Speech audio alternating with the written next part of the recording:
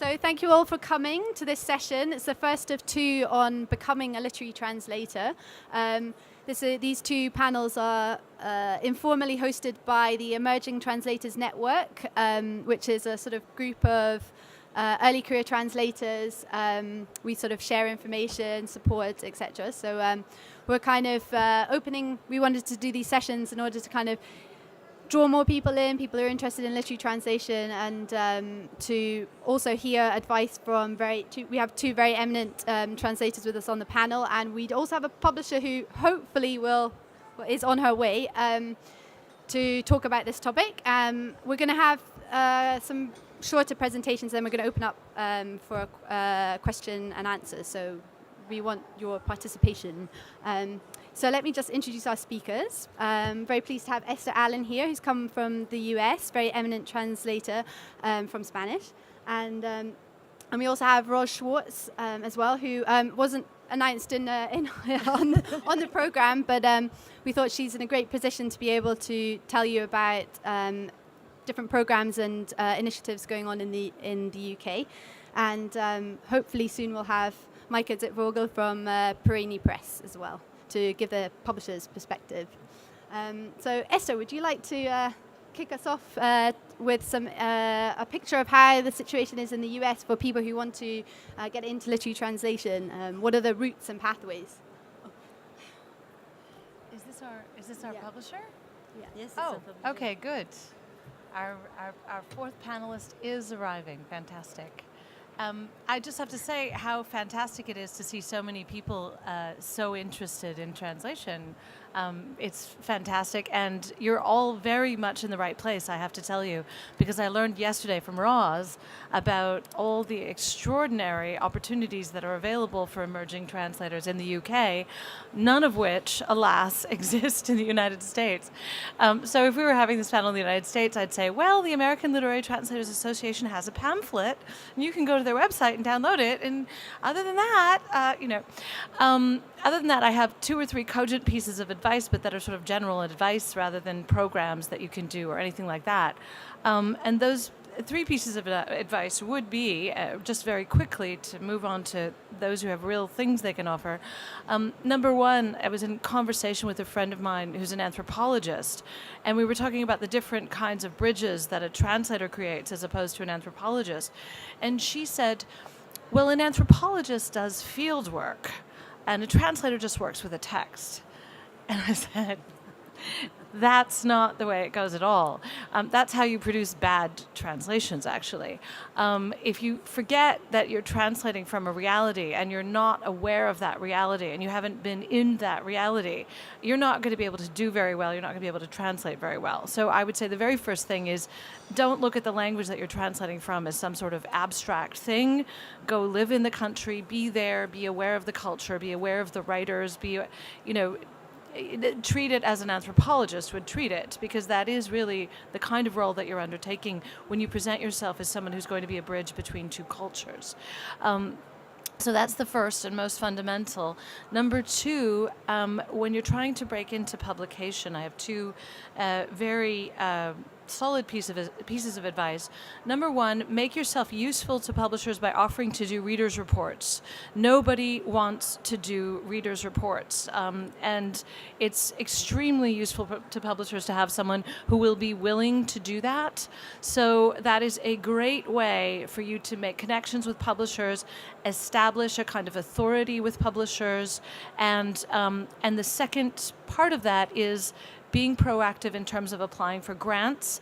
I don't know the grant situation in the UK as well, but in the United States, the Penn Translation Fund, which I organized, accepts applications from any translator into English, regardless of nationality. So you can all apply. We give very little money, alas, only $3,000, but publishers scan that list like crazy, and it's a great way of finding a publisher. So if you get the competition is stiff. I think we have 190 applications this year for 10 or 12 grants. So don't expect that you'll immediately get that grant. But if you've found a project that you really believe in and that you think is relevant to the English-speaking world, apply for a Pen Translation Fund grant, because if you do get that, it will really give you access to a lot of things. And number 3 is just a basic piece of advice, but I'm often amazed by how it comes as news to many people, at least in the United States, perhaps not in the UK, but you'll forgive me for making this suggestion anyway. I used to be editor of a literary magazine, very briefly, and I was constantly amazed that the submissions that we would get, and of course, as like any other magazine, we would get just stacks and stacks and stacks of submissions every single day. None of them ever betrayed any awareness of what we were doing. None of them ever said, oh, in that last issue, you published that fantastic piece by that Chinese writer, and that really reminded me of the kind of thing I'm translating. None of them. So if when you're approaching a publisher about publishing something, you're aware of their list, you're aware of what the magazine has been publishing, you can show yourself to be a reader and appreciator of what they're doing, and you can connect what you're offering to what they're doing, you have a 1,000% better chance of having your project entertained and taken seriously and read. So that's probably the most important piece of advice I can give you. And now I'm passing it over to Roz.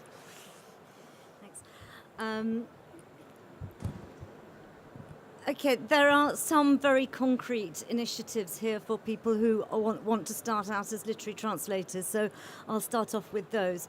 There is the British Centre for Literary Translation mentorship scheme, which has grown from having 2 mentees in its first year to, I think it's 13 or 15 this year, in different languages. So go to the British Centre for Literary Translation website and see about the application procedure for that. And the languages differ depending on funding, but those are funded menteeships. And they take different forms. So depending at what stage you're at in your career, you and the mentor work out what is the best strategy for you. It might be a mentor helping you break into translation. It might be them supervising a translation.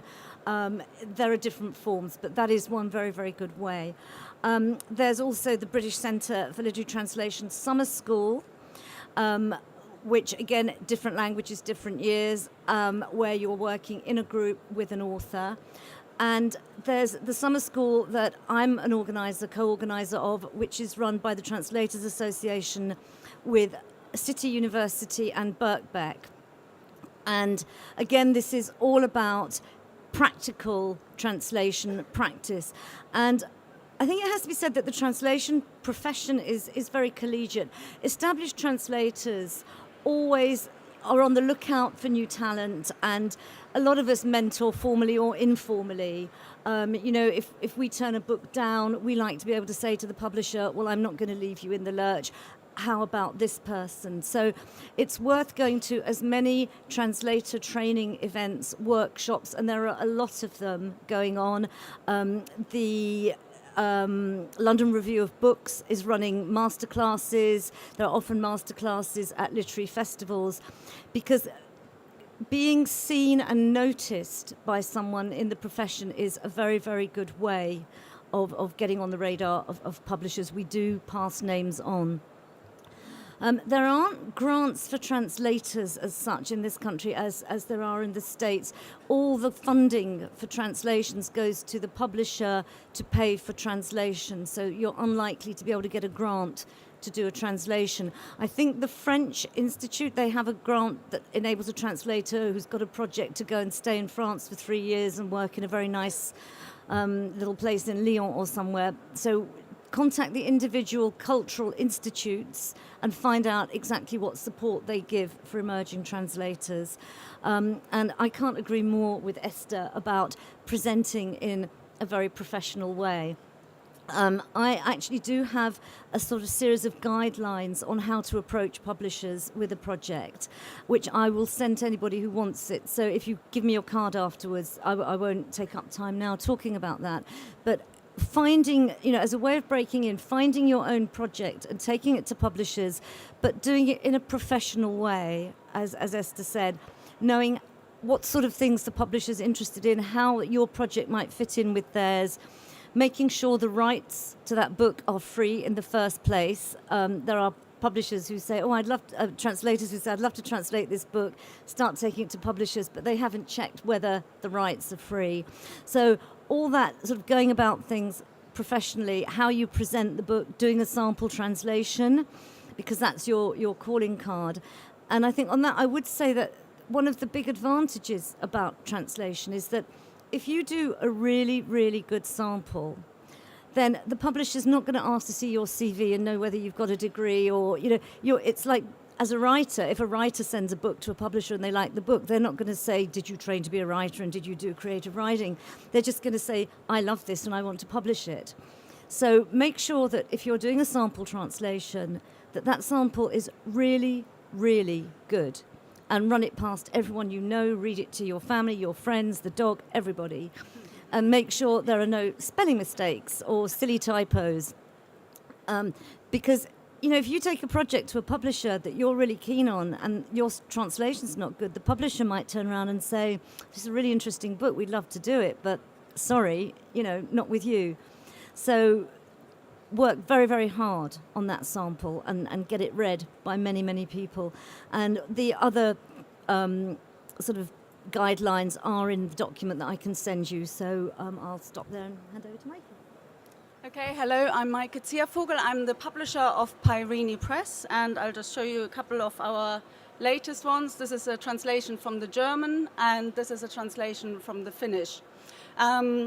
We only publish contemporary European literature in translation, and our books are thought-provoking, well-designed, short, always under 200 pages. So if you want to approach me, do not approach me and say, this is a really great book, it's got 250 pages. I always look at the page number first. I'll just explain actually where Pairini takes its name from, because that will also indicate of what sort of translations I'm looking for. So Pairini is a Greek nymph who turned into a water spring. And the poets of Corinth discovered the Pairini source and drank its waters to receive inspiration. And that really, the art of metamorphosis, or the idea of metamorphosis, suits the art of translation, I think, beautifully. What starts off as a foreign text turns into an enjoyable English read. And this is really the emphasis, which already two of my colleagues here have made, is what is really important is that the English text reads like an English text. I want to publish translations which read as if written in English. And one of the most successful translators I have is actually a translator team. They translate from Finnish. It's Emily Jeremiah and her mother, Fleur Jeremiah. And the reason why they're so successful, or why I love working with them, is Fleur, her mother is Finnish. And she's lived in this country for a long time, but what she does is deliver a very literal translation. It has all the Finnish long sentences in there, everything. And then Emily, who's a creative writer herself, then takes that text. She speaks Finnish, so she can refer back to the text if she wants to. But then she takes that and turns it ruthlessly and courageously into an English text. And that's really what I want to see. And in some ways, my advice is do a creative writing course. I mean, that's, even with the German, I'm German, so of course I always read, I can read the text in the original. By the time the translation lands on my table, I do not refer back to the original. I don't care any longer about the original. What I care about, does this text make sense in English? Do we have a rhythm going? Does the rhythm make sense? And if there's something, for example, I don't understand, then either we need to rewrite it, or sometimes we need to drop something. I don't, for example, work with footnotes. This is not an academic exercise. And really, why I'm talking about creative writing is this idea that as a translator, and that's where your creativity comes in, is you need to pick up on the rhythm and the voice of the original, and then think of how you can render it in the English. And that sometimes might be very different. And what's, of course, fascinating is most of our authors speak very good English. And the usual comment I get is, that reads very differently from my text. And the best authors who have been translated into many languages know that. They don't expect to open this and find their own text. They know it will sound really different. But when they come over, and I invite usually all my authors over, what is also fascinating is then to see how they then, I mean, a number of them have come up to me afterwards and said, what was fascinating is, so the text didn't sound like mine at all, but the audience has reacted to this text, to the English text, exactly the same way my own audience in my country reacted to it, which means we have succeeded in rendering, in providing a great translation. So, yeah, I'd say do a creative writing course. And by the way, if adding to the publisher, how to approach publishers, what I really react strongly to is personal touch. If you send me an email and say, I really love this book because X, Y, and Z.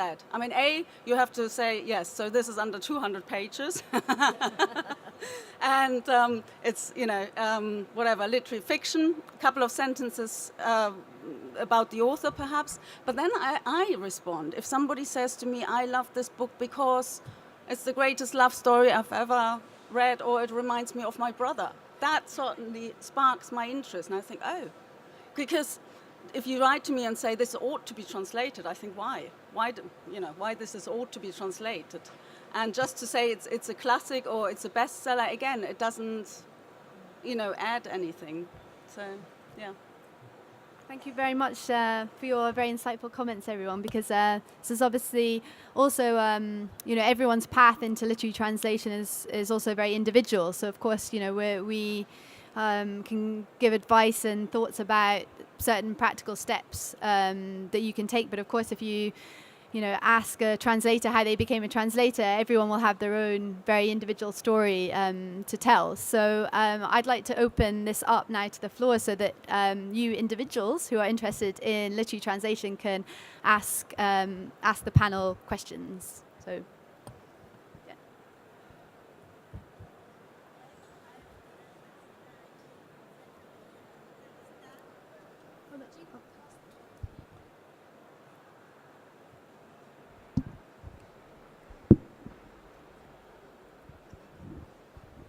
So thank you for your presentation. It was very interesting. I came from Kyrgyzstan, from Central Asia. I would like to ask just about the connotative level of the translation in literary translation. So what about the usage of the dictionary? There is a saying that the translation really in literary is the backside of the flamande capit. It is the backside, you see?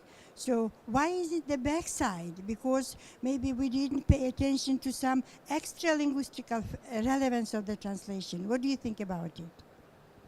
To anybody who is a specialist in translation. Thank you beforehand. In European literature, there's a long tradition of despising translation, and I think that this citation about translation being the reverse of the carpet comes from, is it Don Quixote or Voltaire? I can't remember which one. And this has actually been, I think it's very much hampered, this kind of Enlightenment conceit of despising translation has actually become a real barrier to the circulation of world literature, to the extent that this prejudice continues to exist in the English language. And certainly many, many publishers will say to you, oh, the Anglophone reading public is allergic to translation. They don't want to read translation because they feel like it's always just a debased kind of copy, bad Xerox copy of the original. That certainly promotes a model of globalization that I think most of us sitting here are probably a little bit uncomfortable with.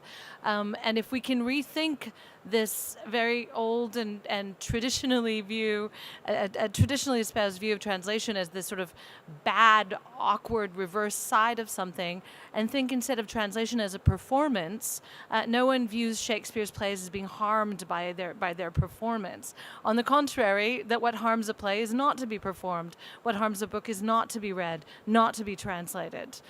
So I think we really have to shift gears in our view, in the way we think about translation and the way we do it. I mean, one thing I always say now is that the translated text and the English text, they're two different texts. There's no way around it. And I quite like the analogy with the play. You know, we can't, I think we do justice to a translated text if we are untrue to it, if we move away from it. And the closer we stay, and I think that's I'm German, I come from Germany. As a teenager, I must have read many, many books translated from other countries.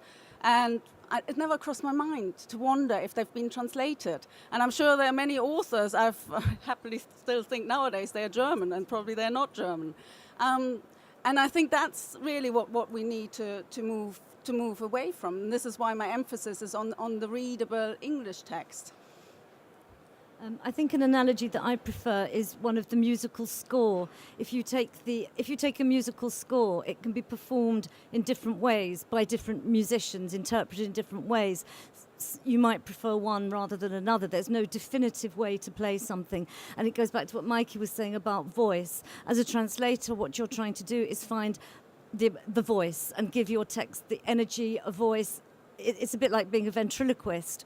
And I think that's the work we do in the translation schools and workshops. And I think for beginning translators, that's the hardest thing to do, is to develop that confidence. And as Meike said, you know, doing creative writing, being confident as a writer makes you confident as a translator.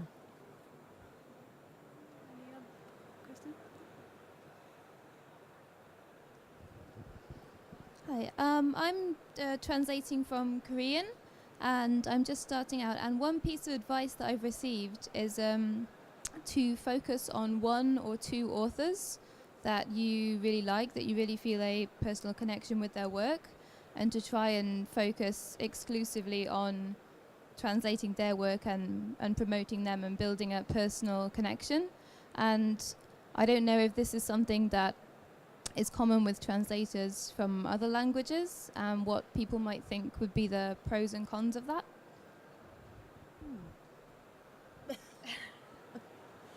Well, congratulations on translating from Korean, by the way, because that is a language that has enormous resources to promote translation, to help young translators. They are very interested in getting their books out in the world, so I think you will have a lot of support.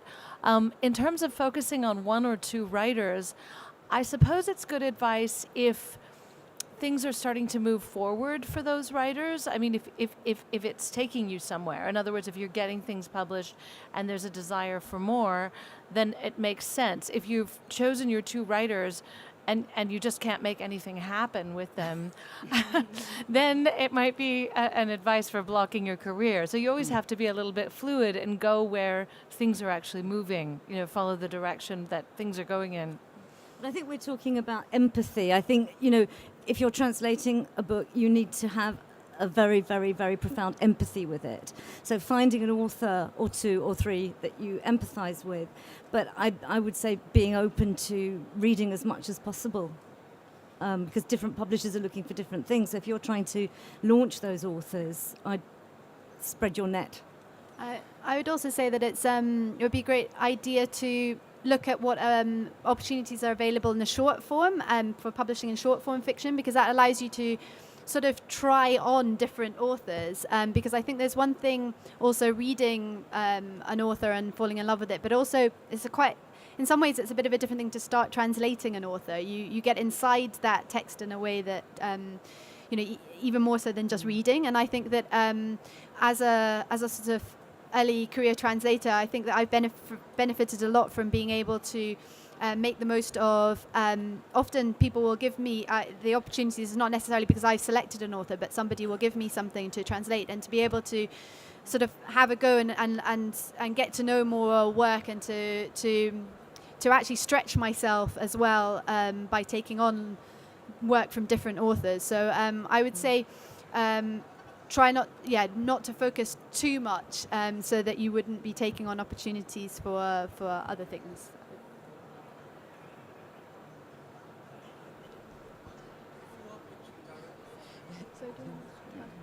Hello, I'm Christine McSweeney. I'm an emerging translator.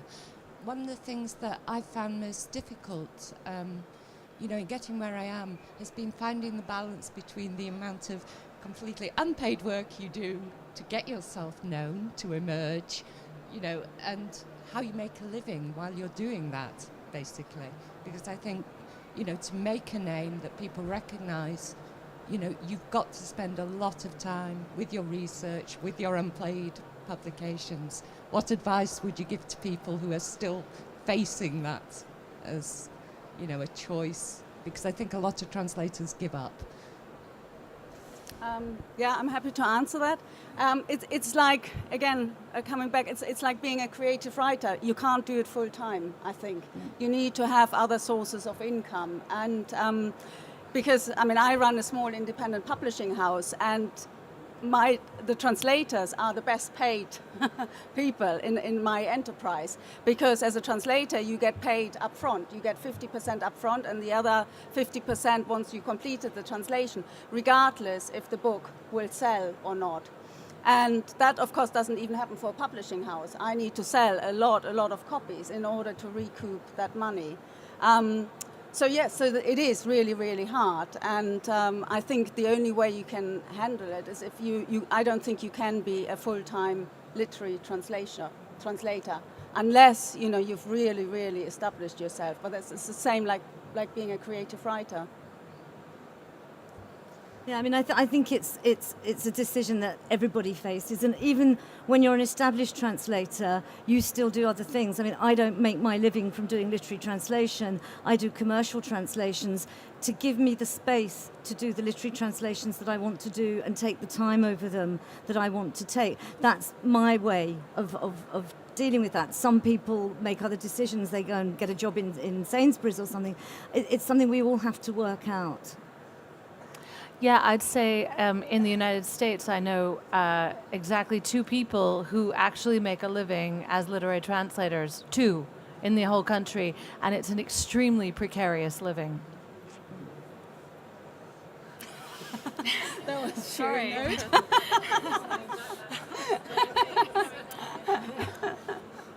I think also from taking your point that a lot of people starting out in the career as well also feel a lot of pressure to take on work, either doing it for free or doing a lot of, you feel you're doing a lot of speculative work.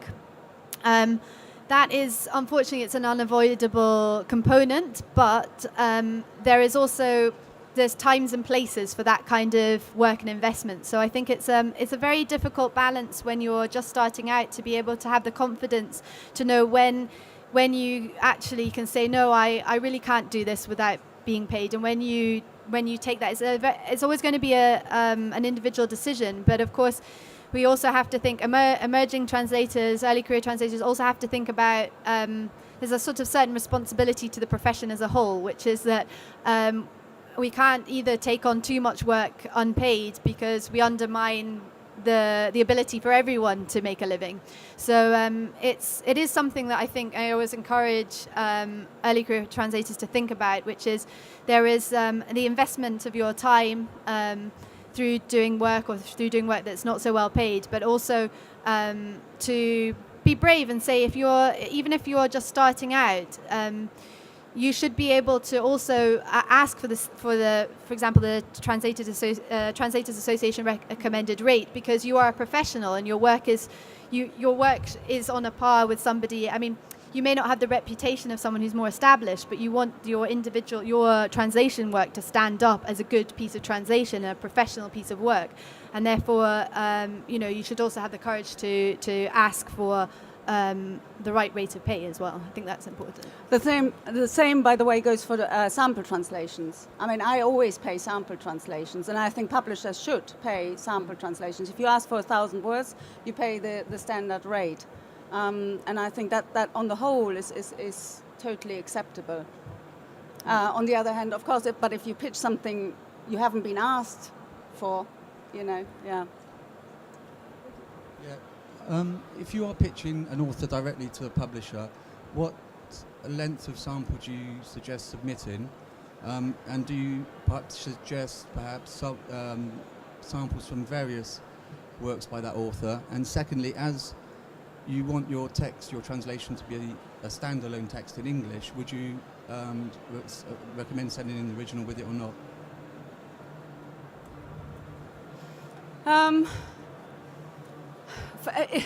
I come back to the cover note.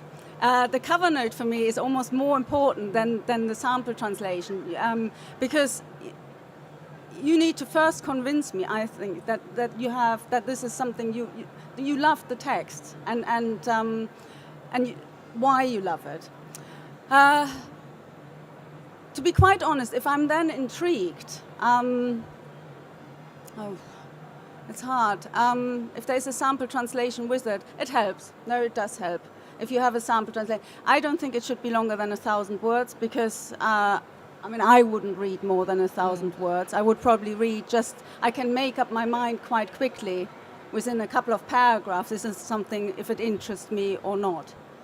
So I can say quite quickly, no, the yes might be longer coming.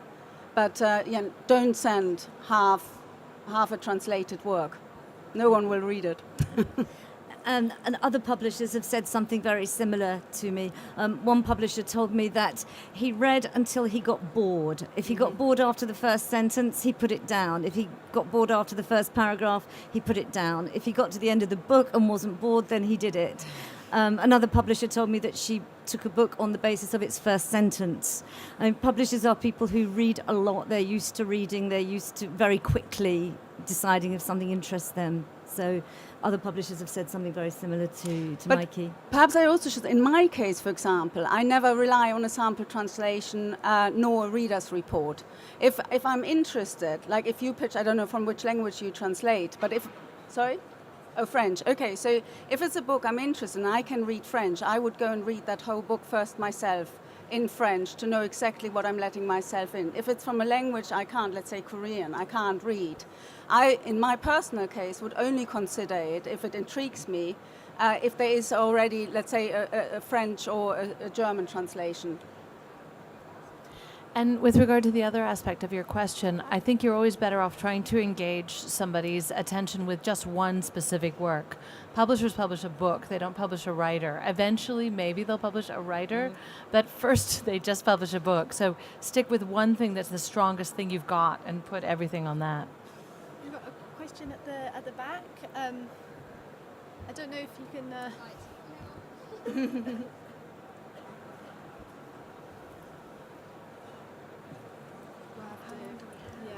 We'll take this last question. Hello? Can you hear? Yeah. Barely. Anna, can you give a plug for the summer school before we stop them? Would you like to do it? Yeah. Well, we've done it just before we wind up. I just want to say that. Hello? I'm interested in a project which involves translating a literary guide into English. And that will involve lots of excerpts of original text, some of which have been translated and some haven't.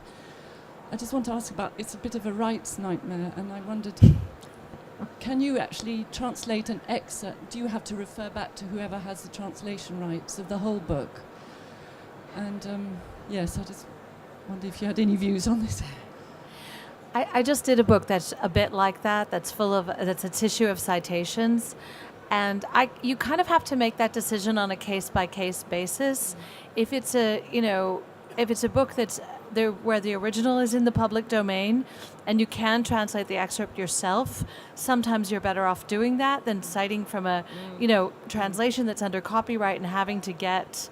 But it can also give a lot of...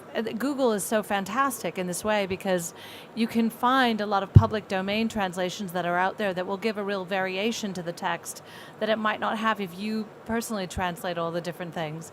So I think you have to sort of make that decision based on what each excerpt is and how difficult it would be to get the rights if you wanted to cite some sort of pre-existing translation that's under copyright.